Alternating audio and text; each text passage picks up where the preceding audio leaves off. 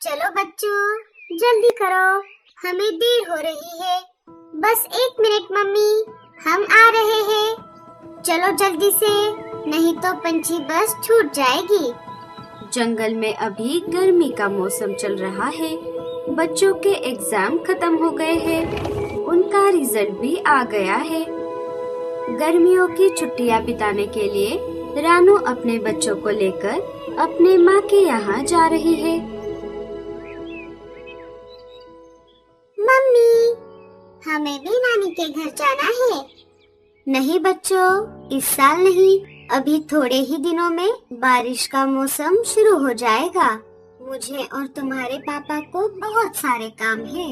मुझे अनाज जमा करना है और पापा को हमारा घोंसला बारिश के लिए मजबूत करना है। चाहो तो तुम दोनों काम में हमारी मदद करो। वो सब बातें कर ही रहे थे कि तभी जग्गू वहाँ पर आ जाता है।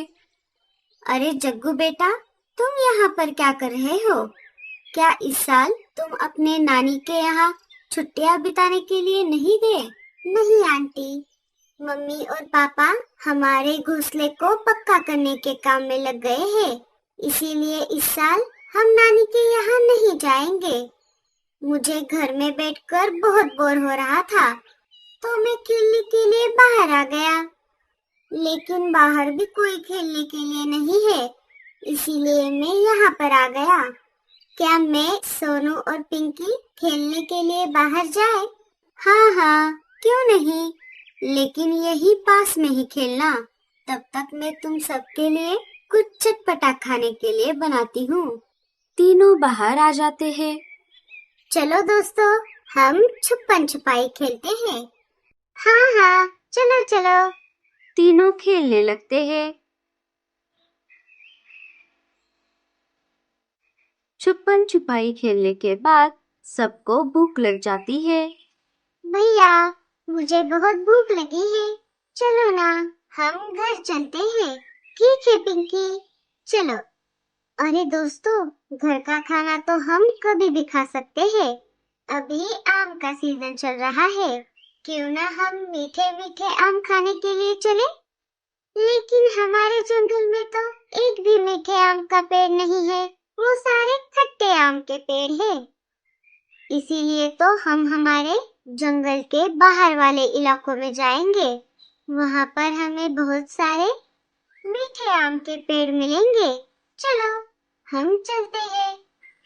नहीं रे बाबा, हमें जंगल के बाहर नहीं जाना चाहिए। माँ ने हमें यही घर के पास में खेलने को कहा था। अरे कुछ नहीं होता डरपोक, हम थोड़ी ही देर में वापस आ जाएंगे। और वैसे भी हम कभी ना कभी तो बड़े हो जाएंगे और तब हमें सब कुछ अपने आप ही करना होगा। क्यों ना हम अभी से डर का सामना करें। अगर ऐसी बात है तो चलो हम जल्दी जाकर वापस आ जाएंगे। लेकिन साथ साथ रहना, इधर उधर उड़कर अकेले मत जाना। तीनों वहाँ से निकल पड़ते हैं। इधर लाडो किचन में बिजी हो गई। उसने बच्चों की तरफ ध्यान नहीं दिया। बल्लू भी घोंसला पक्का करने का सामान लाने के लिए बाहर गया था।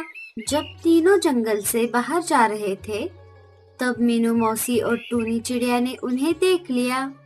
अरे मीनू मौसी, वो देखिए, सोनू, पिंकी और जग्गू जंगल से बाहर जा रहे हैं। हमें उन्हें रोकना चाहिए। अरे जाने दे टूनी, हमें क्या करना है? क्या उनके माँ बाप को उनकी चिंता नहीं है? हमें क्या बस यही काम है? जब कुछ अनहोनी हो जाएगी तब उन्हें पता चल जाएगा। तू उधर ध्यान मत दे, बस पंखा चला। इधर तीनों जंगल के बाहर आ जाते हैं और मीठे आमों के पेड़ों को ढूंढने लगते हैं। उन्हें आसपास कहीं पर भी आम के पेड़ नहीं मिलते। चलो दोस्तों, हम थोड़ा और आगे चलते हैं। तीनों और आगे निकल पड़ते हैं। मीठे आमों के चक्कर में वो अपने जंगल से बहुत आगे आने पर उन्हें नदी के पास एक बड़ा सा आम का पेड़ दिख जाता है। वो उसके पास आ जाते हैं।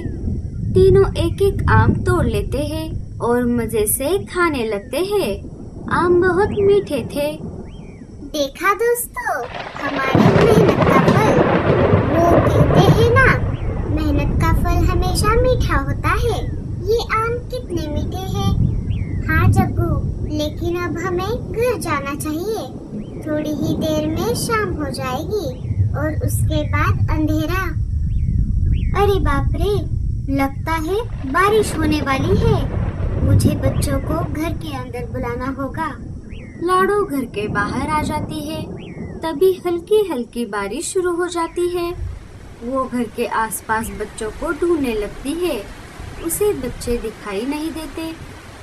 अरे ये बच्चे कहाँ पड़ गए? मैंने तो उन्हें घर के आसपास ही खेलने को कहा था। लाडो के घर के पास में ही बुलबुल चिड़िया का घोंसला था। लाडो उसके पास आ जाती है। अरे लाडो, तुम यहाँ कहो, कैसे आना हुआ? बुलबुल बहन, क्या तुमने सोनू, जग्गू और पिंकी को कहीं पर देखा है? वो मेरे घर के पास में ही खेल रहे थे। नहीं लाडो, मैं तो अभी अभी घर आई हूँ। मैं अनाज लाने के लिए बाहर गई थी। अचानक बारिश शुरू होने की वजह से मुझे घर आना पड़ा। बारिश और तेज हो जाती है। इधर बच्चे बारिश में फंस जाते हैं।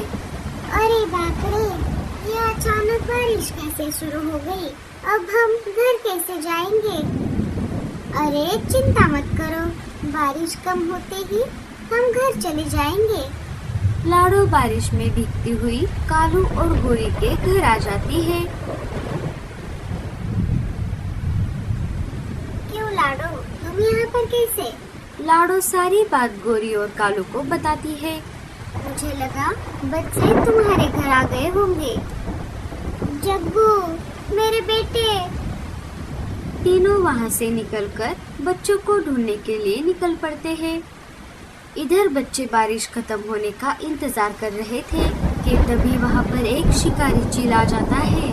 वो उनको पकड़ने ही वाला था कि तभी तीनों वहाँ से भाग निकल पड़ते हैं।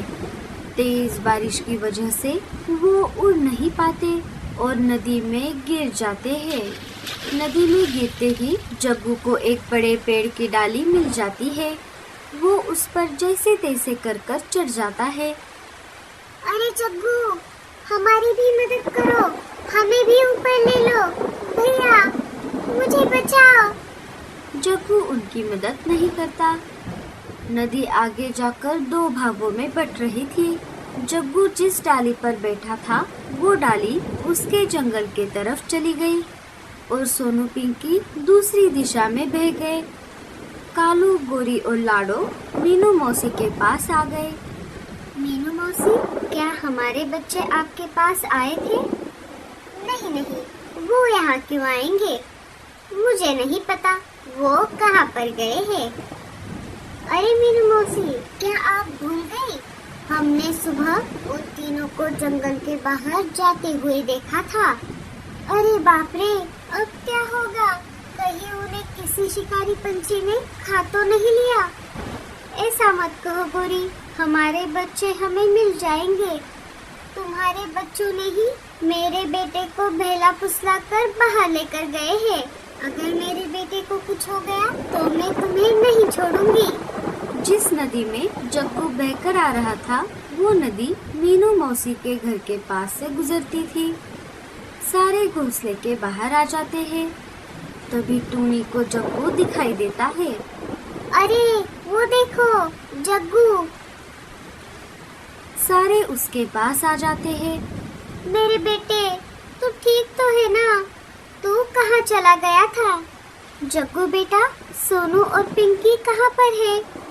जग्गू सारी बात उन सबको बताने लगता है। मम्मी, वो दोनों मुझे जबरदस्ती जंगल के बाहर लेकर गए थे। हम जब वापस आ रहे थे तब तेज बारिश की वजह से हम नदी में गिर गए। मैं जैसे तैसे करके इस डाली पर बैठ कर आ गया, लेकिन वो दोनों दूसरे दिशा में बह गए। मैंने उनको बचाने की बहुत कोशिश की। जग्गू के ऐसा कहते ही लाडो रोने लगी। सोनू, पिंकी, चलो जग्गू, हम घर चलते हैं। अरे गोरी, तुम ऐसे कैसे जा सकती हो? हमें सोनू और पिंकी को भी तो ढूंढना होगा। मैं क्यों ढूंढूं? ये तो मेरा जग्गू मिल गया।